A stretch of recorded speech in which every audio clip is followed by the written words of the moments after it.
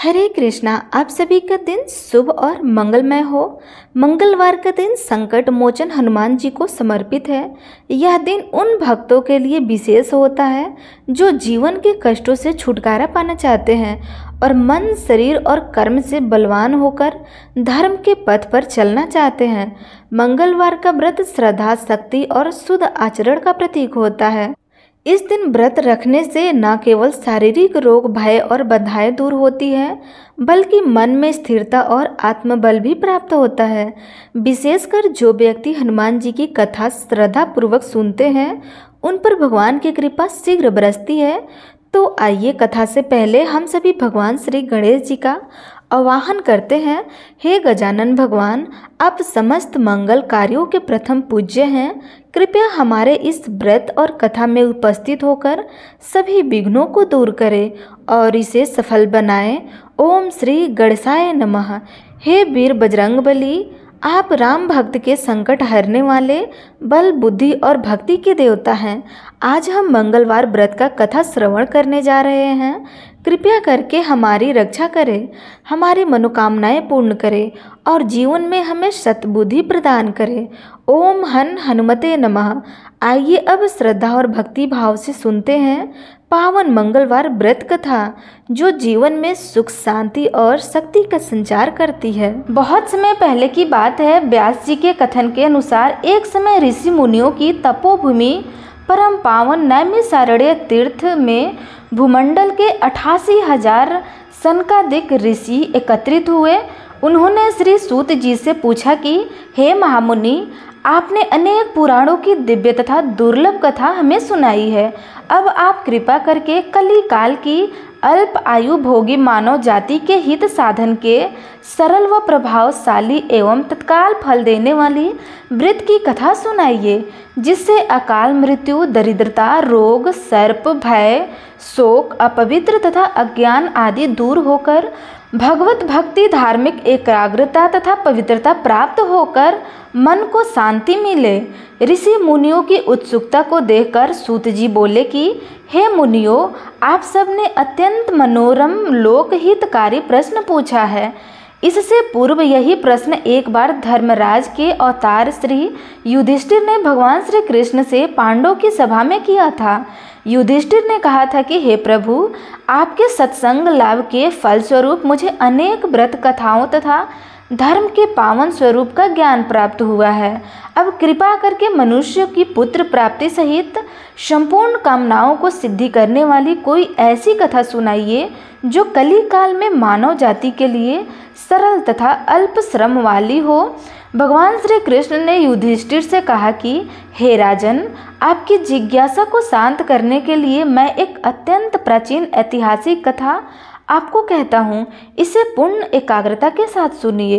कुंडनपुर नामक एक नगर था। उसमें नंदा नामक निर्धन ब्राह्मण रहता था। उसकी पत्नी का नाम सुनंदा था। उनके दुख का सबसे बड़ा एक कारण था, वह था कि निसंतान होना। ब्राह्मण की पत्नी सुनंदा सती, साध्वी तथा पतिव्रता थी। वह नियम पूर्वक प्रत्येक मंगलवार के दिन श्री हनुमान जी की कथा का पाठ और पूजन करने के बाद उनको भोग लगाकर स्वयं भोजन ग्रहण किया करती थी। काम की अधिकता से एक मंगलवार को वह हनुमान जी को भोग न लगा सकी। शाम के समय जब उसे याद आई तो वह अत्यंत दुखी हुई और उसे पश्चाताप हुआ कि आज पूजन, व्रत तथा भोग इत्यादि कोई भी नियम का पालन नहीं हो सका। अतः उसने भी अन्य जल ग्रहण नहीं किया और अगले मंगलवार को हनुमान जी का व्रत, पूजन तथा भोग लगाकर ही अन्य जल ग्रहण करूंगी, ऐसा प्रण करके वह दुखी मन से सो गई। वह प्रतिदिन हनुमान जी की स्मरण कर भोजन बनाकर पति को खिला देती थी, पर स्वयं भोजन नहीं करती थी। इस प्रकार उसने 6 दिन व्यतीत किए, किंतु दुर्बल होने के कारण मंगलवार के दिन वह प्रातःकाल ही मूर्छित होकर गिर पड़ी। उसकी इस निष्ठा और भक्ति भाव से प्रसन्न होकर हनुमान जी उसके सम्मुख प्रकट होकर बोले कि हे सुनंदे, मैं तेरी भक्ति से अत्यंत प्रसन्न हूँ। तू वर मांग। सुनंदा बोली कि हे भगवान, मुझे कोई संतान नहीं है, अतः कृपा करके मुझे संतान प्राप्ति का वर दे। श्री हनुमान जी बोले, तेरी अभिलाषा पूर्ण होगी और तुझे ऐसी कन्या रत्न की प्राप्ति होगी जिसके अष्टांग तुझे प्रतिदिन सोना दिया करेंगी। ऐसे वर देखकर हनुमान जी अंतर्ध्यान हो गए। श्री हनुमान जी से वरदान पाकर ब्राह्मणी सुनंदा अत्यंत प्रसन्न हुई और संपूर्ण घटना का विवरण अपने पति नंदा को सुनाया तो वह कन्या प्राप्ति के वरदान से कुछ दुखित तो हुए, मगर अष्टांग से स्वर्ण प्राप्ति की बात से वह प्रसन्न हो उठा। उसने सोचा कि कन्या के आगमन में मेरी निर्धरता भी दूर हो जाएगी। श्री हनुमान जी की कृपा से वह ब्राह्मणी यथासंभव गर्भवती हुई और 10वें महीने में उसे कन्या रूपी रत्न की प्राप्ति हुई। 10वें दिन ब्राह्मण ने कुल पुरोहित को बुलाकर कन्या का नामकरण संस्कार करवा दिया। पुरोहित ने जन्म नक्षत्र तथा राशि के अनुसार कन्या का नाम स्वर्णा रखा।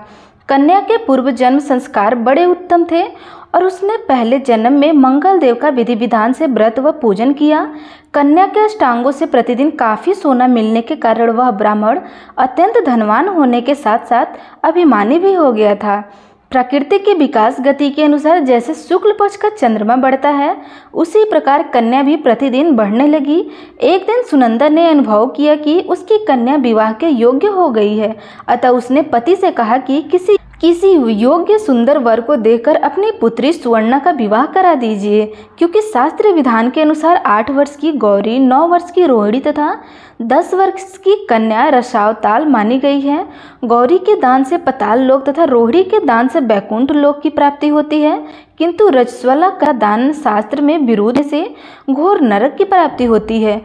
अतः एवं सब दोनों में श्रेष्ठ कन्या का दान उचित समय पर करके इस लोक तथा प्रलोक को सुधारिए। पत्नी सुनंदा के शास्त्र सम्मत वचनों को सुनकर द्रव्य के लोभी ब्राह्मण ने कहा, अभी तो स्वर्णा केवल 10 वर्ष की हुई है, तुम व्यर्थ की चिंता कर रही हो। मैंने तो 16 वर्ष तक की कन्याओं के विवाह करवाए हैं, अतः चिंता की कोई बात नहीं है। पति की बात सुनकर के सुनंदा ने कहा कि रसवल्ला कन्या का दर्शन पिता और भाई के लिए निषेध है। रसोला का दर्शन करके नरक और घोर पताल के अधिकारी बनते हैं, अतः स्वर्णा की आयु शास्त्रों के विधान के साथ विवाह के योग्य हो गई है। ऐसा जानकर आप इसका शीघ्र अतिशीघ्र विवाह करा दीजिए।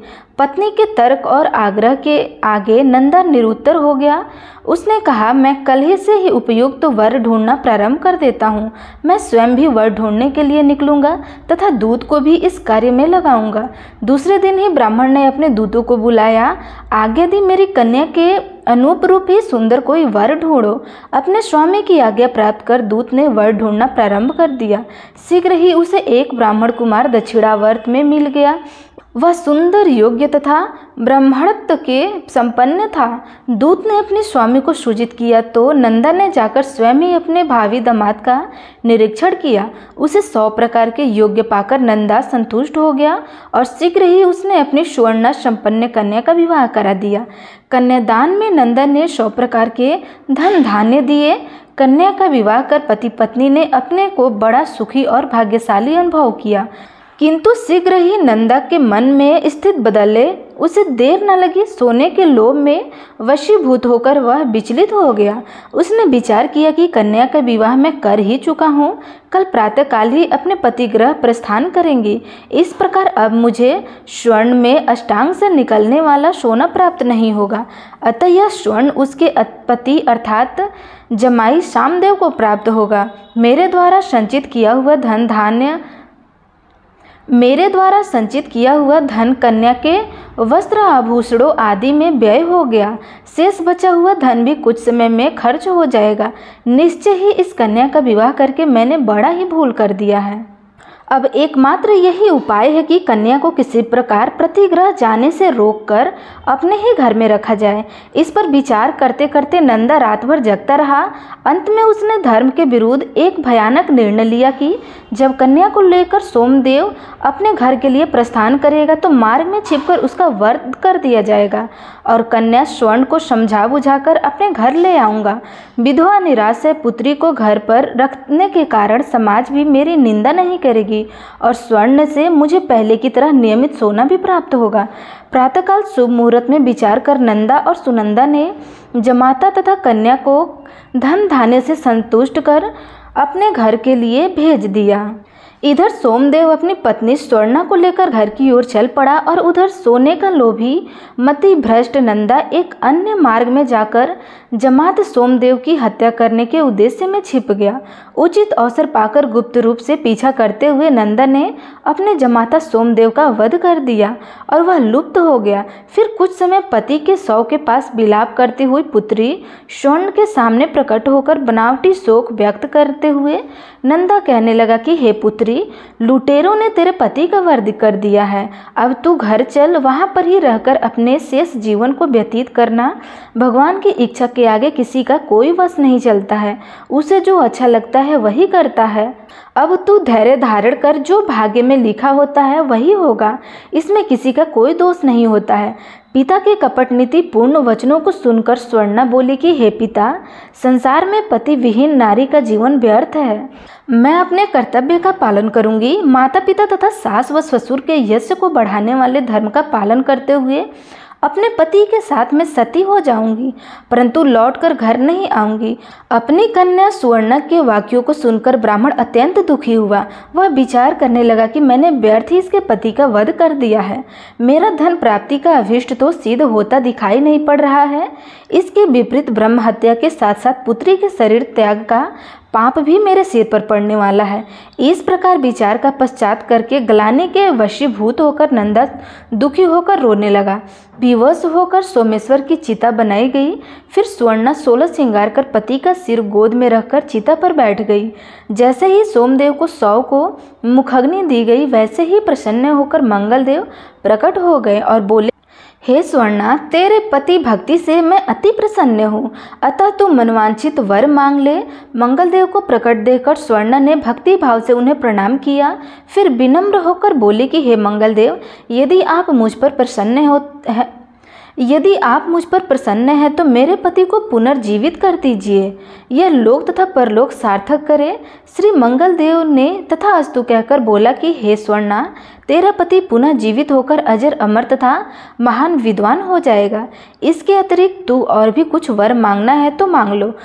स्वर्णा बोली कि हे अमंगल हरने वाले मंगलकारी ग्रहों के स्वामी मंगलदेव, यदि आप मुझ पर इतना ही प्रसन्न हैं तो यह वरदान भी देने की कृपा करें कि जो भी प्राणी मंगलवार के दिन विधि विधान से भक्तिपूर्वक आपका पूजन करे और धूप दीप नवेद लाल पुष्प तथा लाल चंदन समर्पित करे, वह सभी प्रकार के सांसारिक सुखों से मुक्त होकर सुखी जीवन व्यतीत करे। रोग शोक ताप स्वजनों का वियोग अग्नि तथा सर्प आदि उसे कपित न सतावे। मंगलवार का व्रत करने वाली स्त्री कभी विधवा न होकर अटल सौभाग्यवती रहे तथा पुत्र पौत्र से युक्ति सुखी जीवन व्यतीत करे। मंगलदेव तथास्तु कहकर अंतर्ध्यान हो गए। मंगलदेव की कृपा से सोमदेव जीवित हो गए। स्वर्णा अपने पति को पुनः प्राप्त कर अत्यंत प्रसन्न हुई। तत्पश्चात सभी अमंगलों का नाश करने वाले मंगलदेव का विधि विधान से पूजन व व्रत का पालन करते हुए पति सुखी जीवन व्यतीत करने लगे।